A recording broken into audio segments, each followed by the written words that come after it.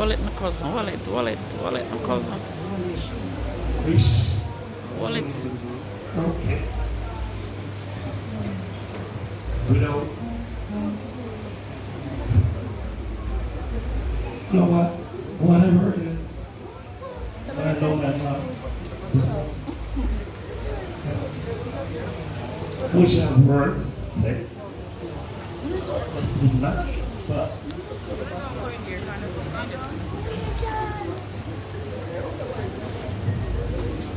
just to see people around, I know.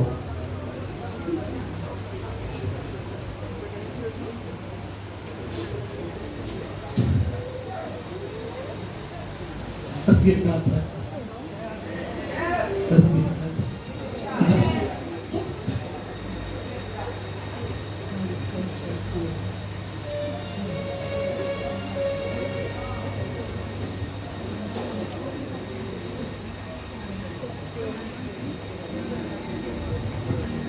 I know a lot of people will say, oh, painful it is. But please, you don't know. You, that's why I laugh and talk. But it is painful being that pain. Sometimes I wish I have a word, like I could write it down and come here and talk. But I do not. I just talk it like that.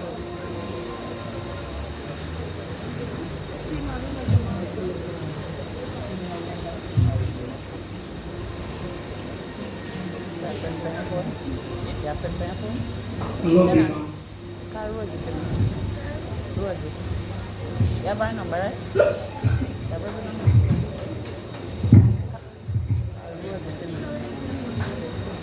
Call Rosie. Just hug me. It is healthy to cry. Cry to most. Bless the Lord.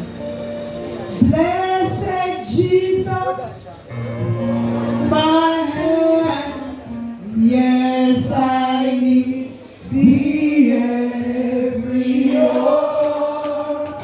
Through this land, this weary land of many kinds, the saving power in my feet, my fever free. Oh, dear Lord, look down on me when I feel poor.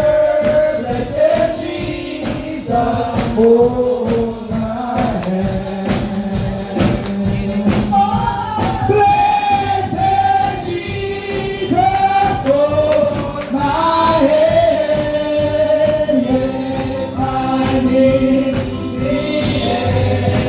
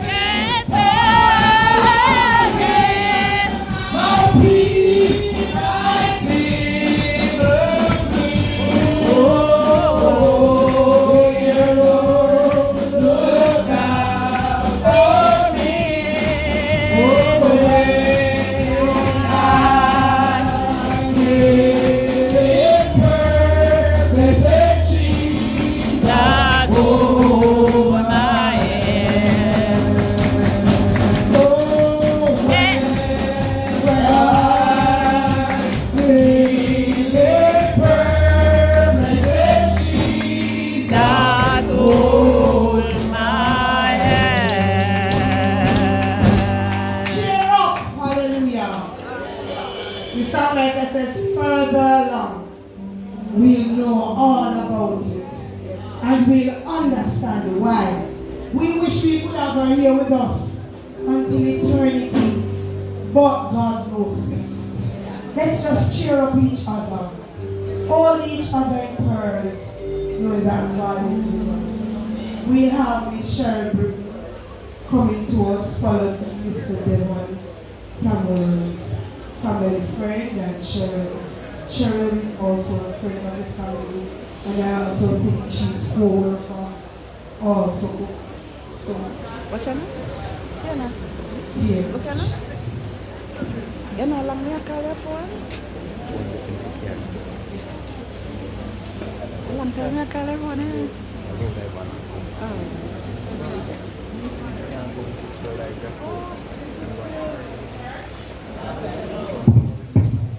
Take time. On behalf of Buckley High School. Miss Meg Champney began her service at Buckley Secondary School, now Buckley High School, on February 16, 1989. She faithfully served the institution for 20 years, 8 months, before retiring on October 30th, 2009, as a member of the auxiliary staff. She initially worked as a cleaner, diligently maintaining the offices and other assigned areas, ensure the smooth operation of the school. Through our consistent dedication and strong work ethic, she was later promoted to the position of tuck shop attendant. In this role, Ms. Champney demonstrated remarkable responsibility and honesty. She managed the tuck shop with great care and accountability. No one could take no items on credit without her noticing. In the morning, each evening she carefully counted the remaining goods before leaving. And upon returning in the morning, she would recount them to ensure everything was in order. If anything was missing, she would promptly report it to Miss Cherry, who predeceased her, and request that the funds be accounted for.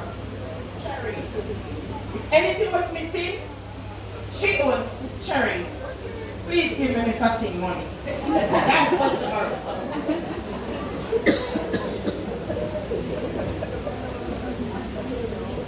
Her vigilance and integrity, where money was concerned, were truly commendable. Ms. Champney was a dedicated and hard-working individual who could always be relied upon. Whenever there was a need, she willingly stepped in to fill any gap left by absent staff members. Upon completing any assigned task, she would follow up to ensure it was done to satisfaction, reflecting her commitment to excellence.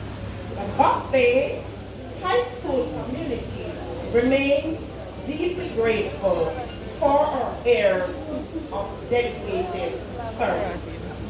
God saw that she could no longer carry on, and He called her home. May her soul rest in peace.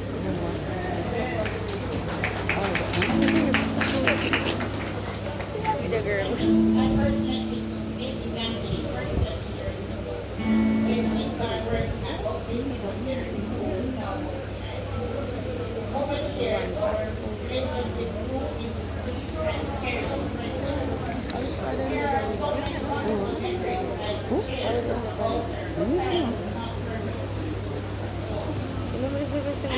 and fun remembered She would bring an abundance of food for the considerate staff and Swear. Hey man, get time to go and stuff. Gone where? It's a bit time with them, but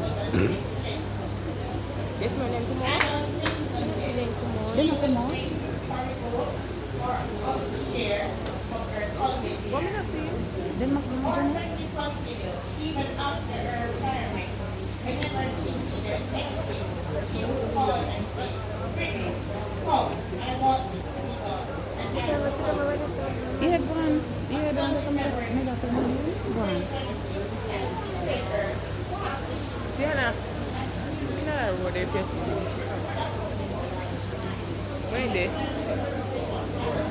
don't know, I see that over there. Sienna, go over there.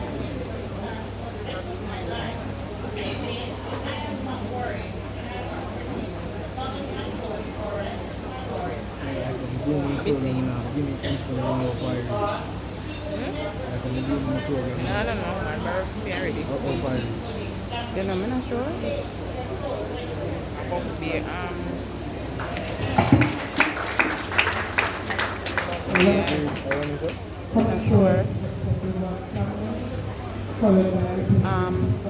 Devon, I go up now. Devon. that will be the part. Devon, whatever Devon. Yes, Lord. Again, Charleston Community House. Yes, Lord, I want to greet I'm going to run it. the Bishop of the House and all the other ministers and the Yes, I didn't read. choir, of course, and family and the congregation this afternoon. As you see, I'm not Devon Samuel, but I'm standing here to represent our family, which Devon is a part of that family. And Devon, draw a little closer for me. I know it's going to be hard for you, but if you do this. Come on. This is very hard for me to do, but by God's grace, I will. You know, I just don't pick it up off Miss Brittany. I just recognize Miss Shampini at a higher time than we thought. Because she talked about the food, but you know what? She was a food technician or a food technologist. Because if you observe, every area of the food, she had a part of it. Procuring, preparing, producing, and sending it forth. So guess what? She had the time. And if that was her passion, yes, I can say I had gains of that as well. There goes my tribute to the life of Miss Mavis Shampini. Mama, that's to Martin. Grandma, Miss Mavis, just for anybody who knew her. But for my family, and personally knew her, she was to us Shamba, Joshua Barnett, and by extension later in life, she was to us Sister Mavis. That's the same person, known by many different names. I met Miss Mavis at a very tender age, and I could safely say that I was about 6 years old when I noticed that Miss Mavis was no ordinary person in our family network. Because there was this bond with Miss Mavis and the family that had remained unbreakable over the years. And so when Miss Mavis came into our family, you know, as children we were taught to be respectful to our elders in our culture. So, you know, maximum respect. We're going to call her Mavis, or we're going to call her Josh as the adults think she was Miss Mavis to us. And so through the years, you know, Miss Mavis was there, and in our colloquial tribal languages we'd say she was the head cook and the bottle washer. Over the years, Miss Mavis assumed different assignments within the family network. To Devon, she was, and when I said Devon is, Martin knows this. Devon holds a special place in Miss Mavis' heart. Second to none. To Devon, she was the second son. And you know, she later became his bodyguard somewhat. She became his security at some time. She became his travel partner at some time. but she was everywhere in Devon's life, as you could think. Because Devon had the movie theater. Nobody dare pass my Mavis without paying the money for going there. Nobody. If you knew Miss Champagne then, you know what I'm talking about. She was a force to be reckoned with. And you know, the dance is just the same. But you see, when it comes to other aspects, if there was a funeral in our family, Miss Mavis would be the first to be there. We don't have to worry how the kitchen is gonna be run. We don't have to worry. You know, everything would be done, you know, and she did this with no expectations to get something from it, you know. But she did it with love, you know, and it was vice versa for us, because wherever Miss Mavis was, we were with her. Through our time of grieving, we traveled many times with her to St. Mary. If there was a funeral, we were there with her, because it was a two-sided thing. And so this afternoon, I just stand here, you know, it's hard, but I want to say today, you know, we're gonna just keep the memories alive. And as I'm representing the family, to Samantha, as Samantha expressed, Miss Mavis, as I call her, always celebrated her birthday in a special way. She would come to the shop, which is our family operated shop, and my dad would play the old days. She would sit with her cold Heineken, her drink of choice, you know what? Proudly represented the Jamaica Labour Party. Yes, she got her green beer. Yes, she did not just celebrate herself, she was always giving. She would buy a drink for all the adults, and guess what? The kids would not have been left out. Because guess what? Everybody from Badus and forget the sodas, there's always something. She's always giving. Miss Mavis is a natural giver. She gives without even feeling the pain of giving. She will take the last offer back and give it. Bless the Lord. And so even throughout the years, you know, we just want to thank. And so as Samantha continued to say, that was the kind of selflessness she embodied, always giving, always thinking of others. Miss Mavis took her role as a godmother, because Samantha was Miss Mavis' goddaughter.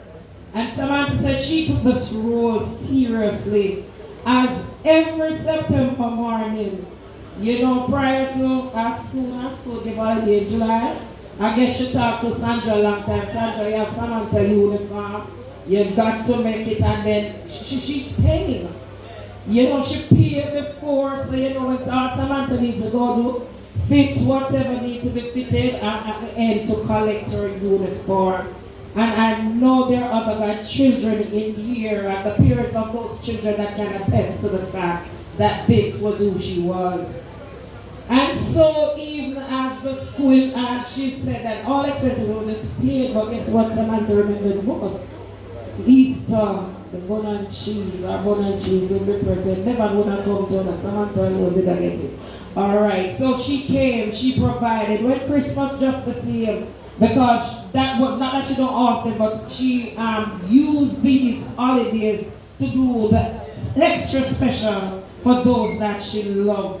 And so all of this, you know, she was like that gem that was placed right there in our family.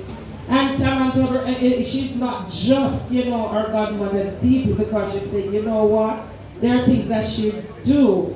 Samantha, remember the Nutribun and the pink milk. Who else remember that? All right, when she come from school at evening time, she carry Nutribun and pink milk, you know. And it's not just because of all these things that she did for her and her family, but it was the